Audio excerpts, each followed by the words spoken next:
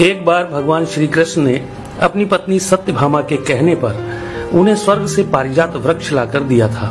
तब सत्यभामा को इस बात का अभिमान हो गया था कि वह सबसे अधिक सुंदर है और भगवान श्री कृष्ण की अति प्रिया भी है। इसी कारण उन्होंने उन्हें पारिजात वृक्ष लाकर दिया है। इसी प्रकार सुदर्शन चक्र ने जब एक बार इंद्र के वज्र को निष्क्रिय कर दिया था, तब से उसे भी यह अभिमान हो गया था कि भगवान के पास युद्ध में जब कोई उपाय नहीं बचता है तो वह उसकी ही मदद लेते हैं। इसी तरह भगवान का वाहन गरुड़ भी यही समझने लगा था कि भगवान मेरे बिना कहीं जा नहीं सकते, क्योंकि मेरी गति और मेरे बल का कोई मुकाबला ही नहीं कर सकता है। इन तीनों के इस अहंकार को तोड़ने के लिए एक दिन भगवान श्री कृष्ण ने हनुमान जी का स्मरण किया था। उनके स्मरण करते ही हनुमान जी तत्काल द्वारिका आ पहुँचे थे। भगवान श्री राम और भगवान श्री कृष्ण एक ही हैं, यह तो हनुमान जी जानते ही थे। साथ ही वह यह भी जान गए थे कि भगवान श्री कृष्ण ने उन्हें किस कार्य के लिए बुलाया है। इसलिए वह भगवान श्री कृष्ण के दरबार में जाने की जगह द्वारिका के एक बहुत ही सुंदर बागीचे में चले गए थे और वहाँ के वृक्षों में लगे फलों के साथ साथ वृक्षों को भी तोड़ने लगे थे। यह खबर जब भगवान श्री कृष्ण के पास पहुंची कि एक वानर बगीचे को उजाड़ रहा है, तो भगवान श्री कृष्ण ने गरुड़ से कहा कि तुम सेना लेकर जाओ और उस वानर को पकड़कर मेरे सामने ले आओ।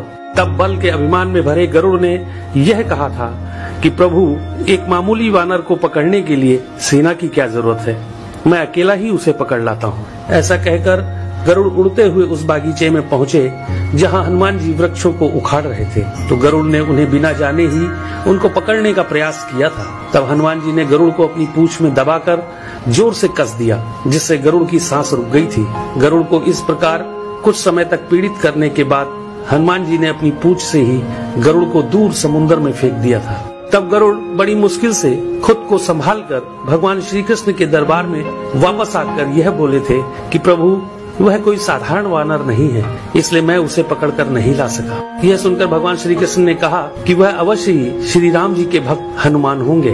तुम उनके पास जाकर यह कहना कि श्री राम ने उन्हें बुलाया है, वह अवश्य चले आएंगे और हो सके तो तुम उन्हें अपने साथ ही लेकर आना। भगवान श्री कृष्ण की आज्ञा पाकर गरुड़ हनुमान जी को ढूंढते हुए वहाँ से बहुत दूर मलय पर्वत पर पहुँच गए थे और हनुमान जी से अपनी भूल की क्षमा मांगते हुए उनसे यह कहा था कि भगवान श्री राम ने आपको याद किया है, आप मेरी पीठ पर बैठ जाइए, मैं आपको शीघ्रता से उनके पास पहुँचा देता हूँ। हनुमान जी प्रभु की यह लीला भी समझ गए थे, इसलिए उन्होंने गरुड़ से यह कहा था कि तुम चलो, मैं तुम्हारे पीछे ही आता हूँ।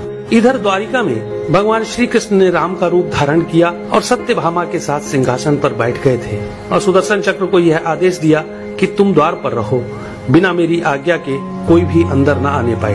तभी हनुमान जी द्वार पर पहुंच गए थे तो सुदर्शन ने उन्हें रोकते हुए यह कहा था कि तुम बिना आज्ञा के अंदर नहीं जा सकते हो।